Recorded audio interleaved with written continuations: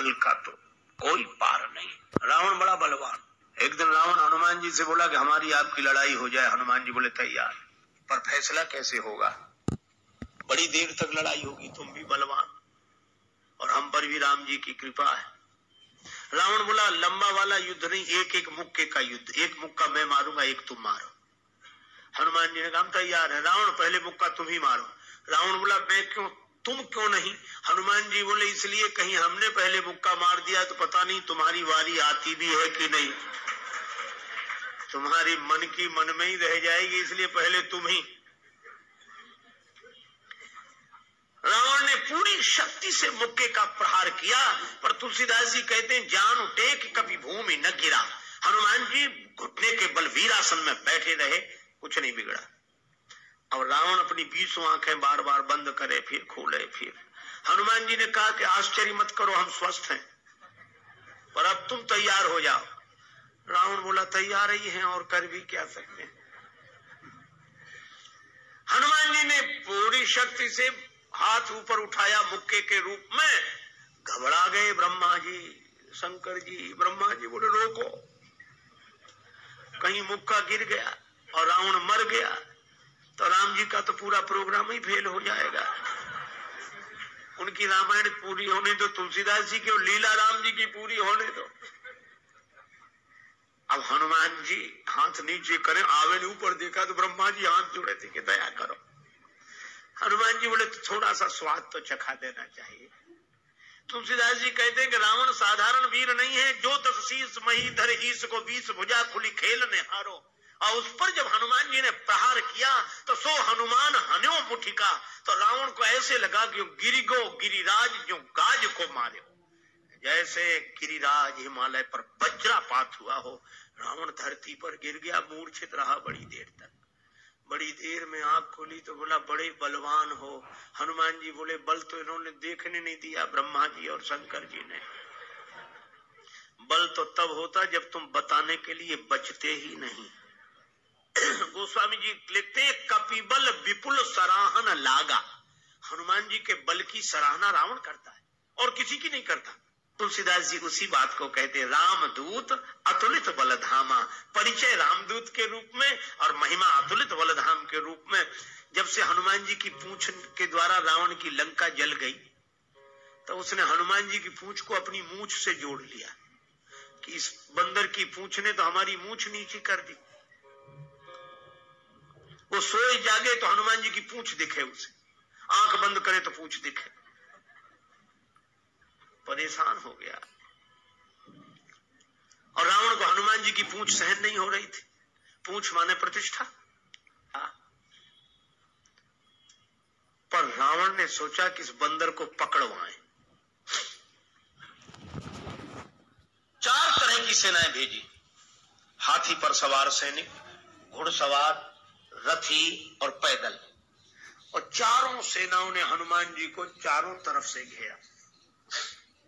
लक्ष्मण जी को चिंता हुई।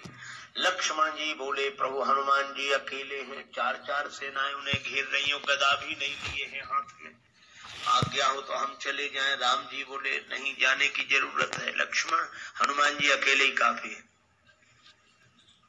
अतुलित बलधामा। अच्छा तो लड़ेंगे कैसे? बोले अभी देखना।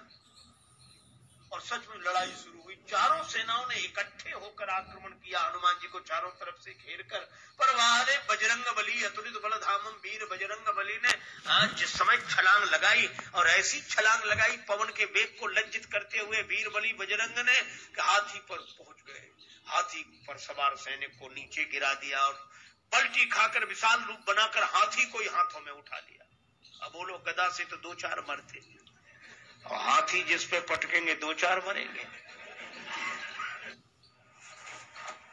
और इतनी फुर्ती के एक हाथ से इसमें हाथी, एक से उसमें हाथी, और दोनों हाथियों को ऐसे जो किया, हाथी सो हाथी मारे। हाथी उठा के हाथी पर पटक दिया और इतने में घुड़सवार लोग आए तो घोड़ा उठाकर घोड़े पर और रथ उठाकर रथ पर।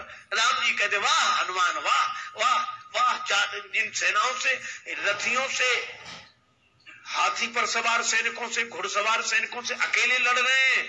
लक्ष्मण जी बोले कमाल कर रहे हैं हनुमान जी, 3-3 सेनाओं से हाथी को समाप्त कर देते, दोनों मरते, रथ जिस रथ पे पटके दोनों खराब, घोड़ा घोड़े पर पटके दोनों मर गए। लक्ष्मण जी बोले कमाल कर रहे हैं हनुमान जी। तुलसीदास जी बोले अतुलित बलधाम है। राम जी बोले लक्ष्मण और एक बात तो देखो, ये तो आगे का कमाल है, पीछे तो देखो।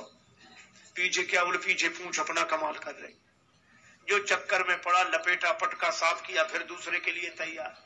और पूंछ की लंबाई निश्चित हो तो आदमी सोचे कि इस एरिया मत जाना, खतरा है, पर ये पूंछ बढ़ भी जाए और घट भी जाए। कवितावली में रावण सोच रहा था सेनाएं इकट्ठी गई है तो बंदर को पकड़ के लाएंगी, एक बंदर 4 सेनाएं, बनना तो सेनाएं लौटी, संवाददाता लौटे, समाचार देने वाले। रावण ने कहा बंदर कहाँ है? संवाद देने वाले बोले बंदर तो वहीं। सेनाएं कहाँ? बोले साफ मर गई सेनाएं। हाँ, क्यों? कहा कि महाराज उस बंदर के सामने टिकना मुश्किल है, जो सामने गए टिके ही नहीं, जाते ही साफ हो गए। रावण बोला वो ना समझते, जो सामने गए, सामने अगर नहीं टिक रहे थे तो पीछे से वार करते, चोर हमला करते, पीछे से पकड़ते। संवाददाता बोले नाराज मत होना, आगे वाले तो कुछ देर टिके भी, पीछे वाले तो उतनी देर भी नहीं टिके। कहा पीछे क्या गड़बड़ी होती थी? बोले पूंछ में लपेट कर। रावण बोला चुप, फिर वही पूंछ, मेरे सामने पूंछ का नाम मत लो। संवाददाता बोले नहीं ले रहे। रावण ने सोचा कि इस बार हम भेजेंगे, अमर सेना भेजेंगे। कवितावली में वर्णन है मरने वाली सेना नहीं, अमर सेना, मरेगी नहीं। राम जी के दल में गुप्तचरों से समाचार पहुंचा कि अमर सेना आ रही है। विभीषण जी बड़े चिंतित हुए, राम जी चिंतित हुए, अमर हैं तो मरेंगे नहीं।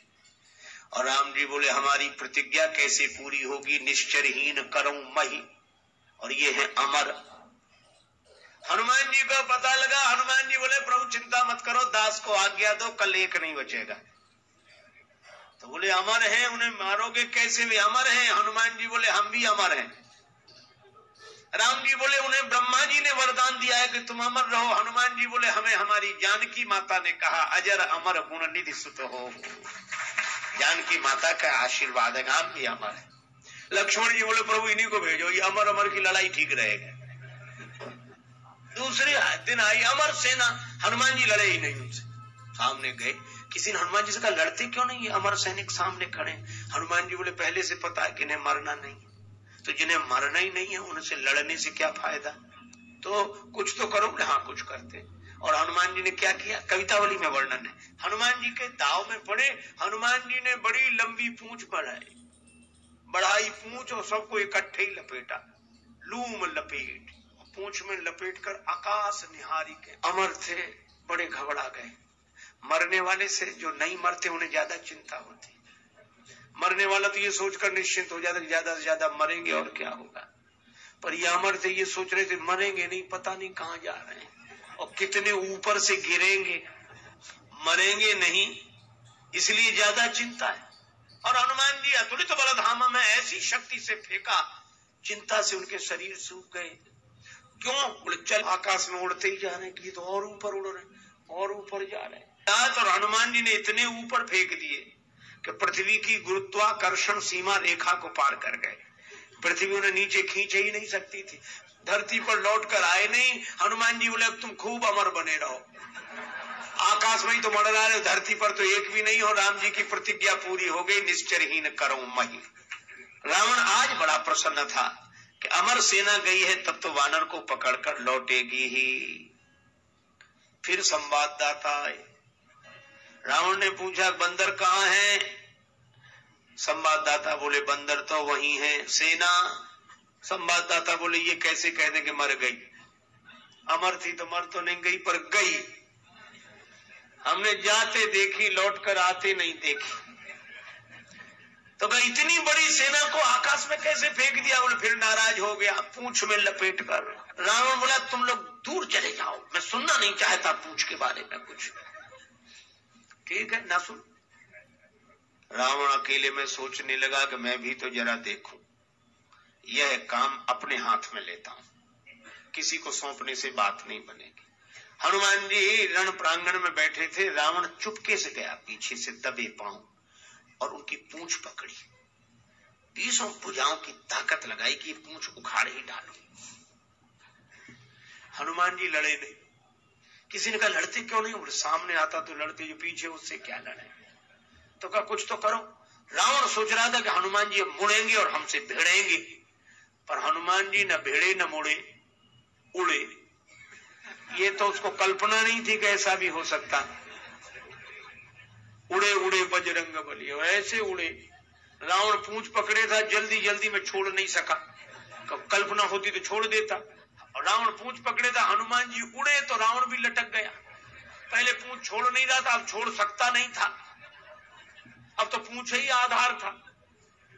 हनुमान जी उड़ते ही जाए, उड़ते ही जाए। अब रावण ही कह रहा था कि हे शंकर भगवान, ये पूंछ कहीं टूट न जावे या हमारे हाथ से छूट न जावे, नहीं हम तो कहीं के नहीं रहे, न धरती के न आसमान के। तुलसीदास जी बोले रावण, जिनके चरण पकड़ने चाहिए उन संतों की प्रतिष्ठा की पूंछ उखाड़ने की कोशिश करोगे तो कहीं के नहीं रहोगे, न धरती के न आसमान के। और हनुमान जी का कुछ नहीं बिगड़ा, आज तक कुछ नहीं बिगड़ा। इसीलिए हनुमान जी महाराज के बारे में तुलसीदास जी कहते हैं कि अभिमान शून्य है, उनका अपना अभिमान नहीं है।